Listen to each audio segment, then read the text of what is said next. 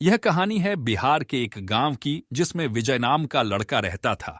दोस्तों, बचपन से ही पढ़ाई में हिम्मत व्याज को अपने माँ पापा की आखिरी उम्मीद थी।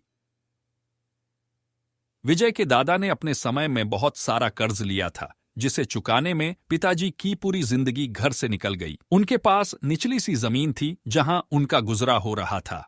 पापा की मम्मी मेनकने से लंबे समय तक रुकी थी। पापा विजय को ये बात का ठीक नहीं होने देते थे।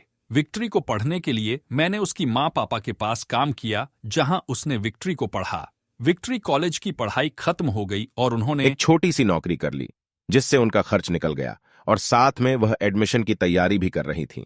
विजय अपने चुभन का 1 मिनट भी फालतू नहीं गुजराता था। विज ने पूरा समय पढ़ाई और नौकरी में ही दिया।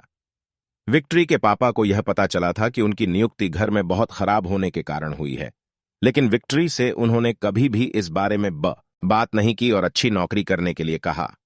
लगातार 2 साल तक विजय पास नहीं हो पाई। उसके बाद भी उसके पिता ने अपना घर और जमीन गिरिडीह विद्यापीठ को रियाज की कोचिंग के लिए छोड़ दी और नौकरी भी छुड़वा दी और केवल पढ़ाई करने को कहा। विक्ट्री के पापा ने हमेशा यही कहा था, बेटा, खेत और घर आ थोक पर नेशनल फर्म नहीं बन सकता। आज पूरे साल की पढ़ाई के बाद विजय का परिणाम सामने आया, जिसमें वह महानतम पदों से निकल गए थे। आज उसके पिता से ज्यादा खस कोई नहीं था। ऐसा लग रहा था जैसे विजय का सपना पूरा होने वाला है।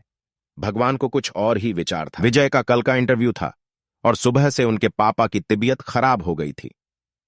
विजय के पापा उसकी मां से बार बार कह रहे थे कि विजय को मत बताना, और उस दिन देर रात उनकी मृत्यु हो गई। अब एक पत्नी की गोद में उसका पति गुजर गया और वह अपने दर्द से कराह उठी और अपने बेटे की जिंदगी के बारे में सोच रही थी। मां ने तब तक कहा कि इस बात का पता नहीं चल पाया है कि उसका पति अब नहीं रह रहा है। पूरी रात ऐसे रोई की आवाज भी नहीं निकली और सुबह विजय जब साक्षात्कार हुआ तो मां और पापा के आशीर्वाद के लिए मां को बुलाया गया। Emotional sad story in Hindi. मां ने पूरा सच लगा दिया अपना सच छुपाने के लिए और विजय को आशीर्वाद दिया। और जब विजय ने पापा से बात करने को कहा तो मां बोली, पापा अब तुमसे बात नहीं करेंगे, वह पिता से बात करेंगे। ऐसी बात कहकर मां ने फोन रखा।